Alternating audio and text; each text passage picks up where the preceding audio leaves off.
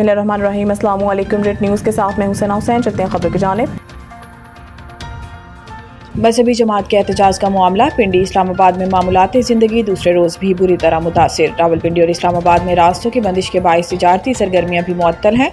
Rawalpindi expressway, Faizabad और IGP road मुकम्मल तौर पर बंद है। रावलपिंडी और इस्लामाबाद को मिलाने वाली फैज़ाबाद इंटरचेंज भी सील है, जबकि खनापुल, करी रोड और ढोक काला खान के रास्ते भी ताहाल सील हैं। वारिस खान, कमेटी चौक, सिक्सत रोड, शमसाबाद और ऐरान रोड भी सील हैं। रावल रोड, शाहीन चौक, सदर और पुराने एयरपोर्ट से आने वाले रास्ते भी मुकम्मल बंद हैं। इस्लामाबाद आने वाले बेशतर रास्ते कंटेनर्स लगाकर बंद रखे गए हैं। रेड जोन को मुकम्मल तौर पर सील कर दिया गया, सिर्फ मारगला रोड खुला है। रावलपिंडी इंतजामिया ने शहर में हैवी ट्रैफिक के दाखिले पर मुकम्मल पाबंदी आयद कर रखी है, जबकि एयरपोर्ट जाने वाले रास्तों को भी कंटेनर्स लगाकर सील कर दिया गया, जिसके बाइस परवाजों में ताखीर हो रही है। जुड़वा शहरों में इंटरनेट सर्विस दूसरे रोज भी मुअत्तल है, जबकि रास्तों की बंदिश के बाइस तालीमी इदारे भी बंद हैं। मुमकिन एहतजाज के पेश नज़र जुड़वा शहरों में मेट्रो बस सर्विस दूसरे रोज भी मुअत्तल और फैज़ाबाद के मकाम पर पुलिस की भारी नफरी तैनात है। फैज़ाबाद में तमाम होटल्स को भी सील कर दिया गया है। खैबर पख्तूनख्वा में रियासत मुखालिफ क़यादत नहीं लाई जा सकती। DGI-SPR पेशावर में मीडिया ब्रीफिंग के दौरान लेफ्टिनेंट जनरल अहमद शरीफ चौधरी से सवाल हुआ था कि एक बयानिया बनाया जा रहा है कि KP में इस्टेब्लिशमेंट मुखालिफ बयानिए के साथ नई क़यादत आने वाली है और इसका सबसे बड़ा टारगेट यही है कि फौज को यहाँ से वापस भेजना है। सवाल के जवाब में DGI-SPR ने जवाब दिया कि इस्टेब्लिशमेंट रियासत का एक इदारा है, आप क्या कहना चाह रहे हैं कि क्या ऐसी क़यादत लाई जा रही है जो रियासत के खिलाफ है?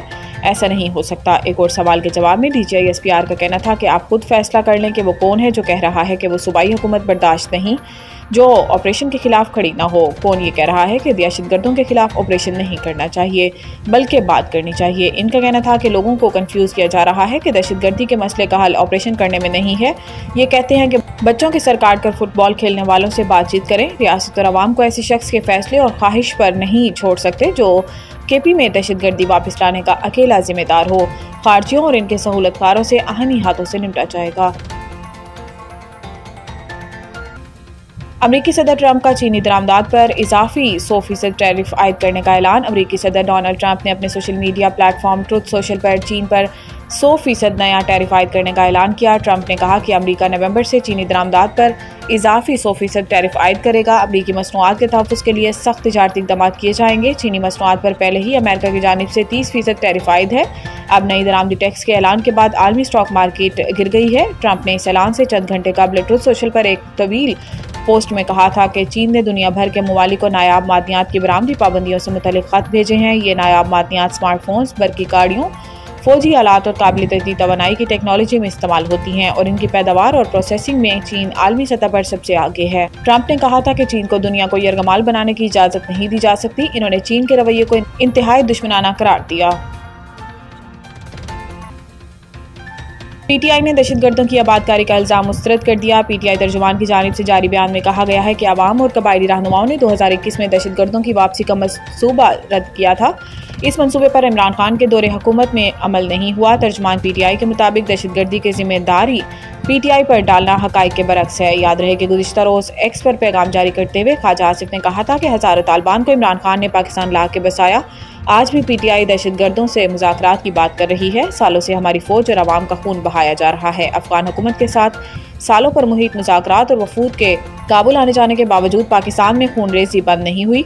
इसके अलावा कौमी असम्बली में इजहार ख्याल करते हुए वज़ीर दिफा ख्वाजा आसिफ का कहना था कि दहशतगर्दों के लिए कोई नरम गोशा और रियायत काबिल बर्दाश्त नहीं। दहशतगर्दों को पनाह देने वालों को अभी हिसाब देना होगा।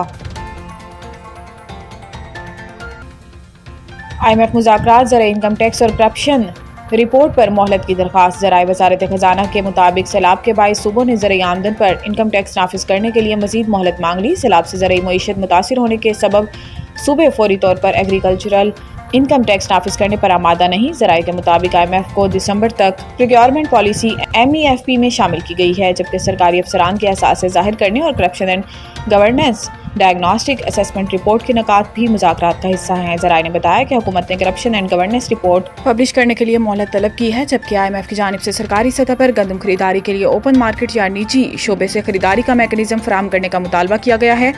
ज़राए के मुताबिक मुआशी टीम ने स्ट्रक्चरल बेंचमार्क्स पर नरमी की दरख्वास्त भी की है ताकि मुआहिदा जल्द अज जल्द मुकम्मल हो सके।